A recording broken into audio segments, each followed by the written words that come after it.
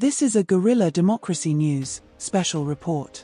The contradiction that is Den Tarragon, a crusader or a hypocrite. The self-appointed watchdog. Den Tarragon has positioned himself as a vigilant guardian of truth, a self-styled whistleblower determined to expose wrongens, fraudsters, scammers, and cheats within his community. In his conversations with figures like YouTube's Jupiter, he presents himself as a man driven by moral duty, a protector warning the public against deception. On the surface, this seems commendable.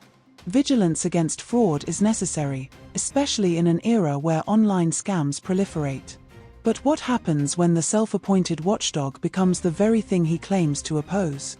What happens when his accusations are not rooted in truth, but in personal vendettas, misinformation, or an unwillingness to admit error?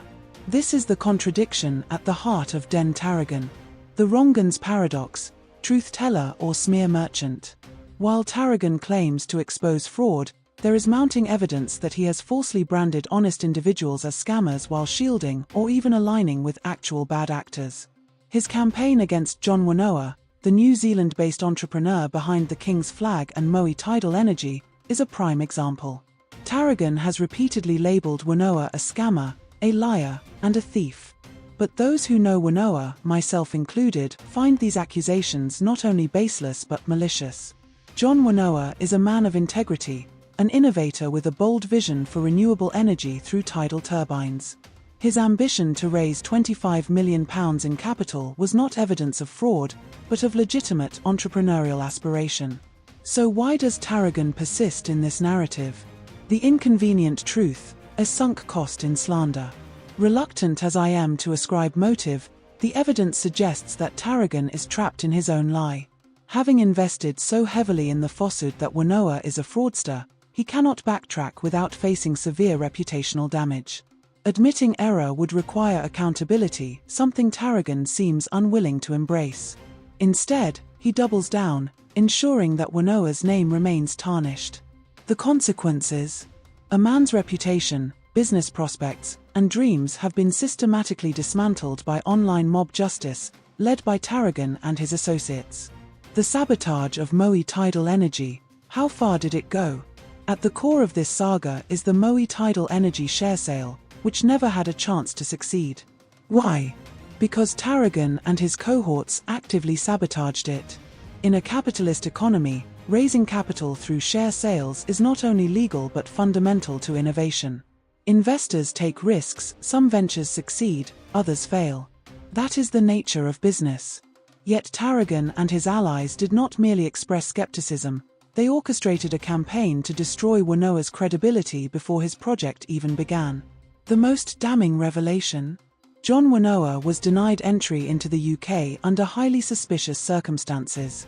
According to credible accounts, this was not the result of legal due process, but of back-channel interference, specifically, an alleged phone call from one Danny Jones to a contact at Heathrow Airport. If true, this constitutes underhanded, extrajudicial sabotage. Where were the fraud charges? The criminal complaints? There were none. Just a coordinated smear campaign masquerading as consumer protection. The bigger picture, who really benefits? This case raises disturbing questions. Who gains from destroying an entrepreneur's reputation? Is Tarragon truly a fraud exposer, or does he engage in selective targeting to bolster his own standing? Why do his followers accept his claims without scrutiny? The pattern is clear. Tarragon positions himself as a truth-teller while engaging in the very behavior he condemns. He brands honest men as fraudsters, protects actual wrongdoers, and refuses to correct his mistakes even when confronted with evidence. A call for accountability. If Den Tarragon genuinely cares about truth and justice, he must publicly retract his false claims against John Wanoa. Provide evidence for his accusations or admit they were baseless. Acknowledge the harm caused by his campaign of sabotage. Until then, his credibility remains in tatters. A man who claims to fight fraud cannot himself traffic in lies. The public deserves better. John Wanoa certainly did. Thank you for watching this special Guerrilla Democracy News report. Check out guerrillademocracy.blogspot.com for more news the mainstream media dare not report.